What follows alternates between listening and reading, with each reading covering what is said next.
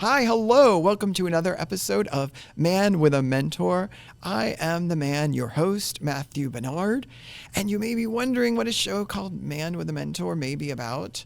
And basically, it's about me finding interesting people who have had a passion to go for a career, and they just stick with it until they find the success and all that goes with it. And they're living the life that they wanted to all along. And I have a guy here who is a perfect example of that. And his name is Michael Surber. Welcome, Michael. Thanks for having me. Oh, you're welcome. I'm going to read something about you. Yeah, I know. Dangerous. Yeah, here we go. Michael Surber is an award-winning artist known for his paintings and murals. His artwork has been sold and featured in galleries around the world. Michael's artwork has been described as poetic, essential, primal, and colorful, as you can see. Look at that. Yeah. Tell us what this is and like how This is my painting trees. Right. This actually hung at the Contemporary in Dayton here last year. I've always loved vibrant colors. I feel like I speak through vibrant colors better than I verbalize. All right. Always have. And colors just kind of speak to me differently. So the louder, the brighter, the better. It will grab my attention quicker, kind of deal. Yeah, I mean, does anybody really love like, oh, look at that gray painting over there? Oh, look at the monotone. Yes. Yes. Look, it's white, just blends right into my wall. Oh, it's great. Goes with everything. I'm glad I spent $600,000 on that. Right? Exactly. No. So I want you to tell me about your latest honor and where you just came back from and what it was like in Italy. Oh, I was honored with the Top 60 Masters Award. It's a selection process that you don't even apply for. They have a team that are looking through social media and stuff for artists. Right. And they see who's a good fit and whatnot. And then it goes to the CEO, Viviana, and she decides who's selected. So I got selected for 2025. All right. So. Here, show your thing. Oh, yes. There we go. You got it. Yeah. I don't know if you can see this. We can see it. Look at that. Woo! That's amazing. Yeah. So don't you love like getting things that you didn't actually apply for? Oh, I mean, it's easier, right? Yes, right? I'm going to ask you this now. I was going to go somewhere else, but let's spice things up. Wow. Here we go. Do you ever get a feeling, because I've heard of musicians that start this where they barely know how to like strum a guitar, and then a few years later they're having number one hits, and they are excited about that, but they also have this like imposter phenomenon where they're like among all these great artists and they feel like, am I supposed to be here? Has there been a mistake? Like, right. Do you feel that way? Or are you Sometimes, like, man, yeah. I deserve to It's be like, here. I'm really good. Oh, or no, do you no, feel no. like, oh, how did I get here? Like, No. I'm very humble about it, and it's an honor to be nominated with them. And I've told all of them there, it was just phenomenal to be on that stage alone with them. right. I kept humble at home too, because if I start to lift too high, I'm told, hey, there's a backyard needs to be cleaned. Right. You need to go clean Right. after the dog. Right. Oh. So Yeah. I I humble think myself a little bit. You get where I'm going with that. I do. Yes. I do. I get that. And we didn't even say the word. Yep, exactly. Let's go back to when you were little Michael. Okay. Like, when did art first present itself in your world? And when did you start to gravitate towards it to think, like, I want to do this every day, or I want this to be my future? That started at a very, very young age. I would say as far back as preschool, where kids were tracing their hands making turkeys, I was gluing envelopes together making puppets. I was always quiet, always stayed by myself, but I'm doing little drawings, and I was happy as could be. So it's always been in me. Growing up, I would actually skip lunch to stay in the art room, just so I have more different types of mediums to try and play with. Right. It's a funny part too. In high school, I hated painting. Oh. I didn't like it at all. Give me any other medium but. It wasn't until I was living on my own that I decided to go to the local store, picked up some canvases, and then, let's try something. So I started doing one painting. I'm like, okay, that needs to dry. And I set it on the side table. And I thought, hey, I got another idea. So I grabbed the other canvas, started painting. So I literally, at one point, I had like 6 different paintings going on at the same time all around me.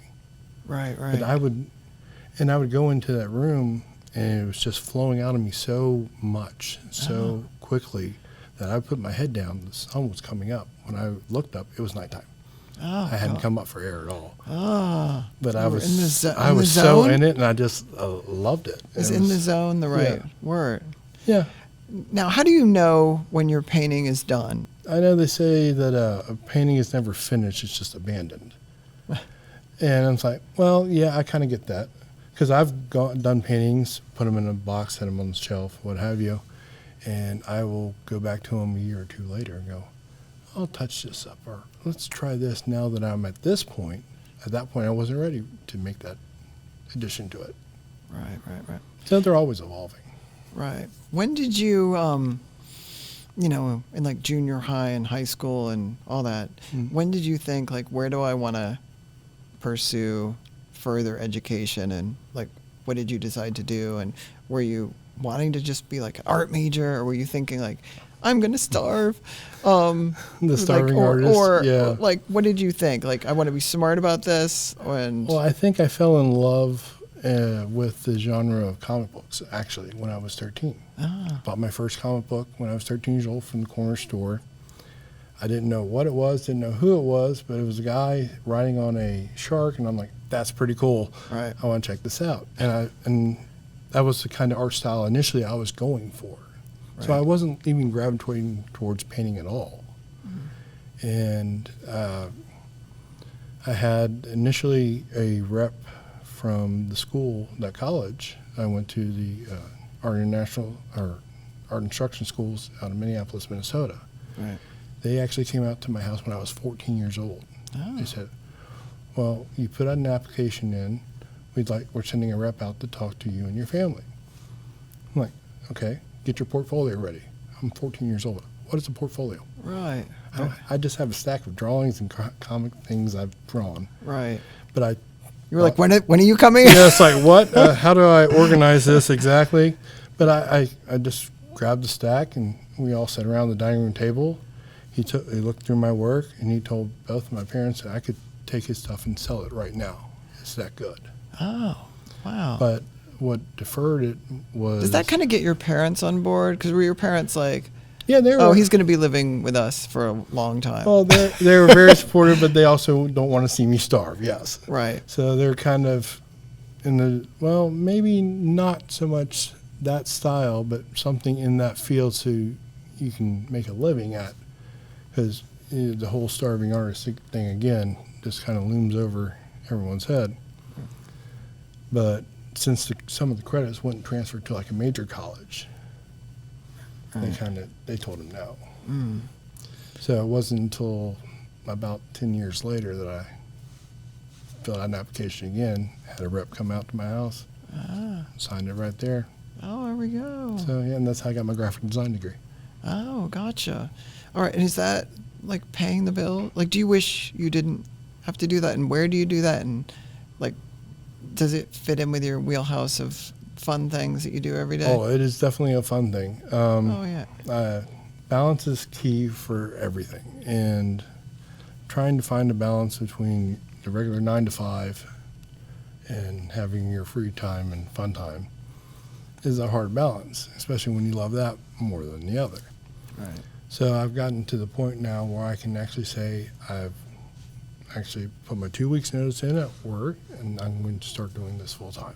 Oh, really? I literally did that today. What?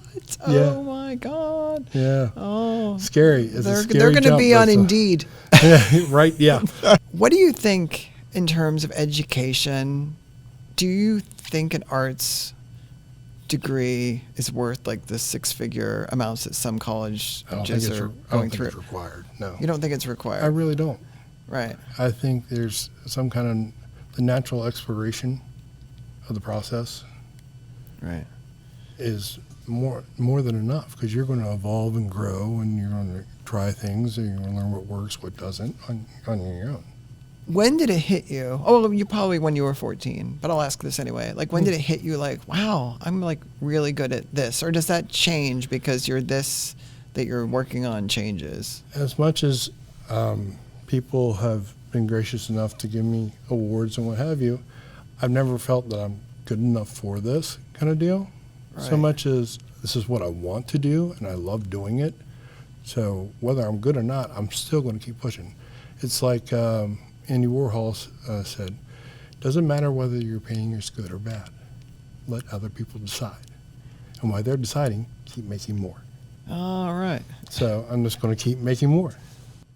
Well, guess what? Through the magic of editing, we have a new painting.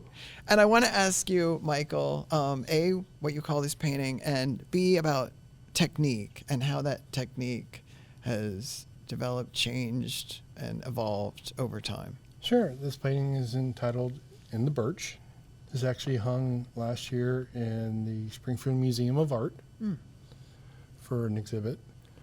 The technique I use is I'm kind of lazy. I don't like cleaning the brushes. Right. I just never have. Right. So I got into fluid painting. Oh. There's a chemical in the acrylic that gives it that flow. You see the people tip canvases on social media and stuff. Oh, You right. get those kind of splats and splurs Right, and the right. cells and everything. I think It's it's the same cool. stuff. Like, it seemed like Jackson Pollock, I'm always just like, I don't know which way this is supposed to hang. I don't know what It's this your is. interpretation, But yes. yeah, but like yours, it's similar, Yeah. similar in that way, and it's like, but it's I know what it is. But it has a general direction to it. Yeah. Yeah, I like it. Thank you. So how did you evolve from like being 14 and having a brush and figuring out like, and I'm going to use like this putty knife and, you know, And a paper towel and a roll. paper towel. And Yeah. what else do you use other things? Maybe a squirt bottle of water to kind of, when I'm doing the background, just to get it to blend more so it makes it Oh, thinner. right. Thins out the paint a bit. Oh, gotcha. But yeah, I love exploring. I started off, like I said, with the brushes. Then I started using different things like floor tiles, laminated tiles. I use wallpaper to do the backgrounds, or I'll draw it out kind of what I want, then cut out the shapes each section, and then I'll cut it out of different wallpaper and put it all together on a canvas. Didn't you do a whole thing with like cassette tapes Yeah, or something? I did. Yep. Yeah. I did that with a resin. Anyone under 30 has no idea what we just said. Yes, cassette tapes and pencils. Oh, that's Yeah, right. Some people don't know that. Yeah. Yeah, because you'd like go to take it out of the ghetto blaster, Yep. and It's all you'd be like, unwound. oh, it's caught, and then Yep. you'd have the Exactly. pencil. You have the pencil to wind it back up. Yeah. Exactly. Yeah, or else you didn't want to throw that Def Leppard cassette away. No, that was treasure. Scary. I'm just wondering, have you ever started with the idea of a painting in your mind and been going along with it, but then something in your mind changes what you want to do? I have an idea more than anything else that I set out to do. There's times where I think I evolve as it's going along, and kind of like, okay, well, now it's looking more something like something else. Not what I intended, but we'll go with it. I think part of that is sometimes I believe the canvas will speak for itself. It will tell me what it wants to be to some degree. So Right. it will evolve that as well in the process. Right. I started out to do one painting where I took the grandchildren's old toys from the toy box, put paint on them, and then rolled them across the canvas and got different patterns. So I wanted to do a animal on that painting, like a fox or something. And the more I kept trying to make it into a fox, it kept saying, no, we want to be a buck. So I ended up turning it into a buck Oh, with gotcha. the antlers and everything. Oh, right. But it evolved in the process. Let's talk about that and all the things that you're Yes. doing and where people can find you in fashion and boots and Yes. yeah, you've got boots that I do are have boots. inspired by a painting Van and Gogh, all that. yes. Yeah. So tell us everything. So, for the boots, I'm a big Van Gogh fan. Right. Love Starry Night. Love Starry Night. So it inspired me to try to do my interpretation of it. Right. So I did it in one of these fluid styles, but to do the stars and the blue background, I used the paper towel roll to get the waves in the back. Right. I squirted different colors of yellow and white on it, and I took a comb and just flung it in circles to get the flares off of the stars. Oh, nice. So yeah. Oh, gotcha. All right. I'm looking down at them. The world cannot see this. Yes, I'm but sorry. no, they're very I'm sorry. cool. But where can people find can people find them online? Yes, I'm actually have my fashion line, which I signed a deal with a fashion company, actually 2 now, that puts my artwork on their clothing line. Right. And it can be found at my store at 7findesign.etsy.com, and it's just taken off. That's brought on the clothing line, Right. and all these other Are the avenues. pendants on there? The pendants are on there as well. So Oh, is the necklaces. I do earrings as well. Right. I have dresses. I have. I only wear hoops, so.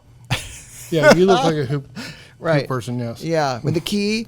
Janet was my favorite back in Yes. '89. Control, baby. Yeah, that's right. Where's your main website too?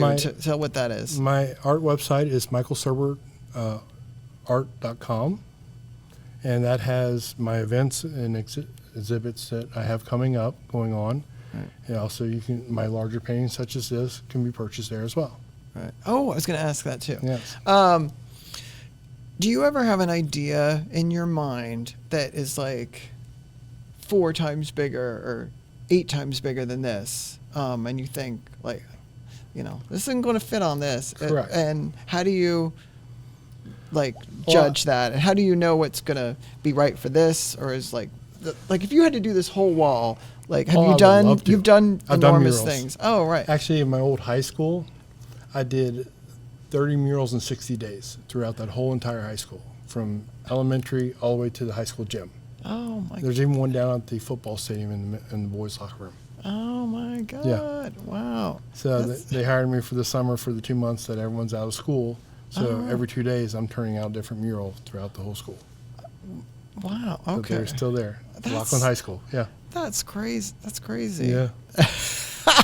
Yeah. I mean, did you so the inspiration was coming Oh yes. all the time? Once I got a hold of it, this size of a canvas, because I never worked. Usually it's a 16 by 20, Right. and I'm so used to working in that format.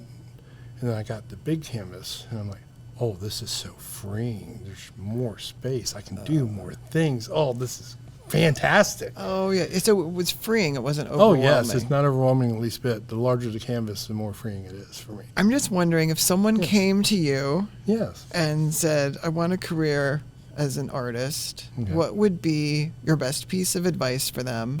If you really love doing it, keep trying. Keep pushing. Do not accept no's. I have more rejection letters in my files than I do acceptance letters. Right. But those are trophies too. They just spur me on. Right. Push Sound- it harder. If you could say the one person in your life who you felt like mentored you or inspired you to keep pushing and keep going, like who would that person be, and what did that person do or say for you that has motivated you all the steps through your life up to now? For me, I've had a lot of influences. My high school art teacher was one of them.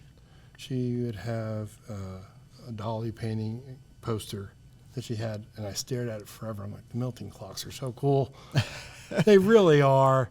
And I'm like, but I didn't know who Dolly was Right. at the time. So I've had a lot of influences like that, but I think my wife, Sean, who is always like perspective. There's always I can look at it very negatively, like, oh no, I didn't get enough likes on social media. It must be not that good. Oh. Or you can take the other perspective. Hey, you gotta hey, they looked at it. Regardless of what they said, they looked at it. That's wonderful. Right. Yeah, yeah. So perspective is everything. Right. Is it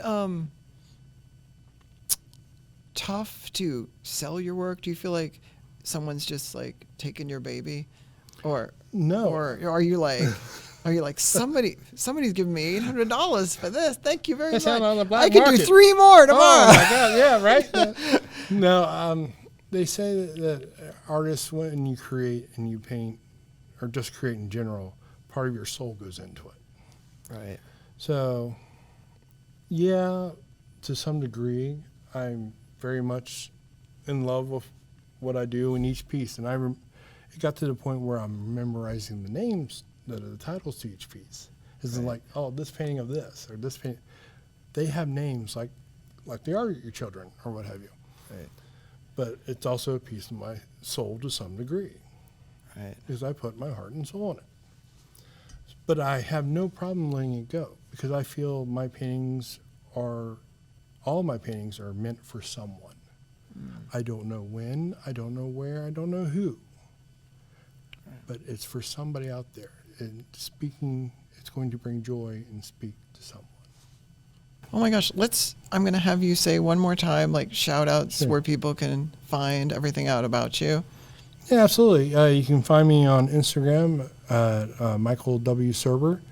You can find my website at michaelsurberart.com, or you can check out my shop at 7fin Design. It's SEVEN, not the number, .etsy.com. Okay. All right. Thank you, Michael. Thank you. I feel like you're so inspiring by just Well, I doing appreciate great that. art, and Thank you you. keep going and you just don't stop. Nope. Yeah. I'm never going to give up. No. Not until they put me in the ground. Right. I don't accept no's. They don't exist. No. I either win or I keep going. No, I'm never using the word no again. There you go. And I want you to say yes to telling people to tune in to Man with a Mentor. I am Matthew Barnard, your host. I am with Michael Surber, the great artist. And I want to thank you for watching and listening to another episode of Man with a Mentor. Thank you.